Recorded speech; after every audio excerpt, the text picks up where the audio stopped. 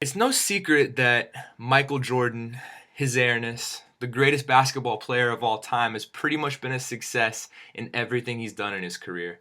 In college, he went and played for the North Carolina Tar Heels and brought them home a national title.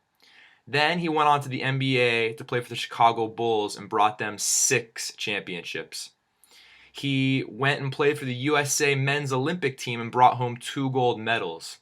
He even played baseball for a little bit for the Birmingham Barons, and although I don't think he brought them any championships and he batted around 200, he did bring them the highest ticket sales they've ever seen, and he bought the team a brand new bus for traveling.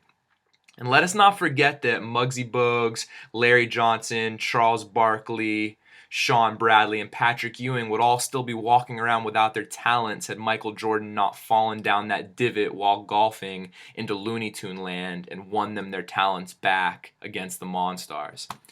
The guy has sold more underwear than probably all of the hottest Victoria's Secret models combined, and his Nike brand of sneakers, the Jordans, bring in over $1 billion in revenue each year. Not a million, a billion.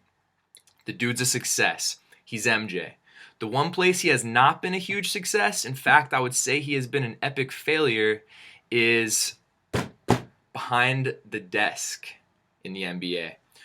When Jordan was part owner and slash director of basketball operations in Washington, D.C. for the Wizards, he oversaw quite possibly the worst #1 pick in all time in Kwame Brown.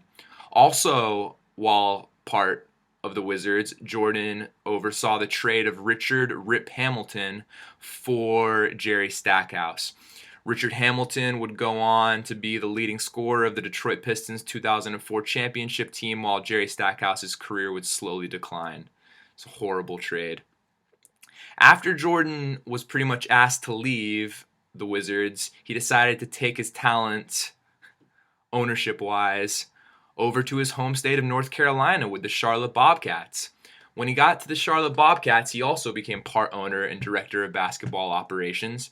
In 2006, he drafted the white, lanky, long-haired, diabetic Adam Morrison, instead of potentially trying to trade up in the draft to get LaMarcus Aldridge or just straight up drafting Rudy Gay.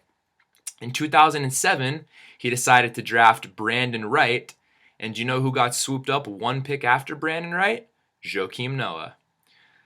That's right, Mike. You got stuck with Brandon Wright when you could have had Joakim Noah. In 2008, he went and drafted DJ Augustine with Brook Lopez and Roy Hibbert still sitting on the board. In 2009, he drafted Gerald Henderson with Drew Holiday and his fellow UNC alum Ty Lawson still sitting on the board. Then in 2010, Jordan took over the team as the majority owner, and so he had more free range to make trades or sign or not sign players, and more bad things happened.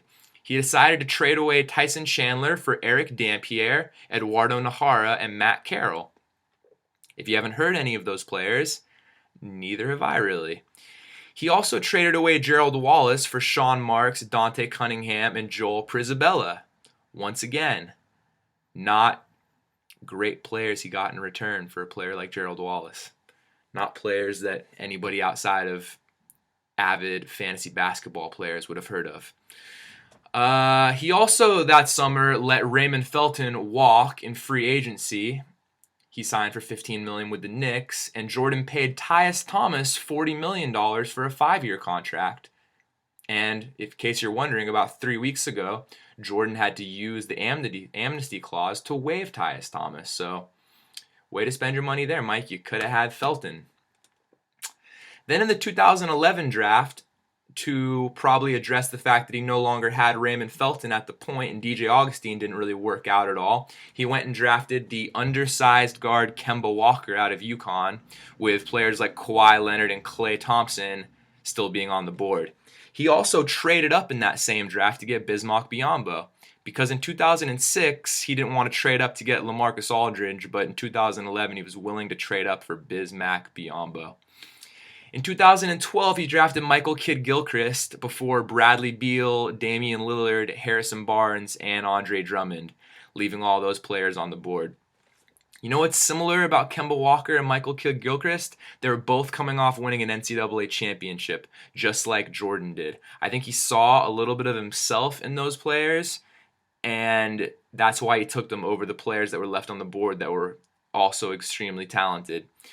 In 2013, this most recent draft, he decided to take Cody Zeller over other potentially great big men in Alex Len and Nerlens Noel, who I think are both infinitely more capable than Cody Zeller is. Cody Zeller comes from a line of family members that are in the NBA, including his older brothers Luke and Tyler, both of which haven't really made much of a splash, and I don't really anticipate Zeller will either. He is also just a really great college basketball player who I don't really see panning out. I mean, in 2011, Michael Jordan's Bobcat team went 7-59 for a .106 winning percentage, which, that's right, that's the worst in the history of the NBA.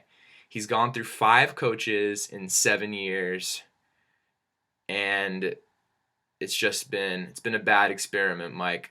I know you're from North Carolina, and if you truly love the state, I think you should do them a favor and step down from being an owner.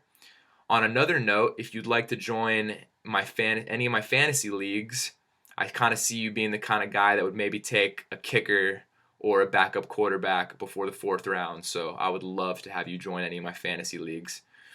Anyway, Mike, I think you should do North Carolina a favor, step down, leave, and just let North Carolina get back to being what they're good at, which is rolling fine tobacco, producing great college basketball, and inventing airplanes. All right, this is Bricks Banter, signing out.